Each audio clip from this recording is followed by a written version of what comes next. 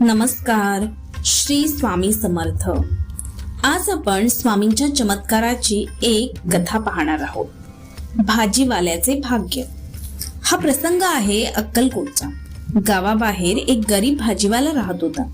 तो रोज पहाटे उठून शेतात भाजी पिकवायचा आणि बाजारात विकायचा. तो स्वामी समर्थांचा निस्सीम भक्त होता, पण त्याची आर्थिक परिस्थिती खूप हालाकीची होती.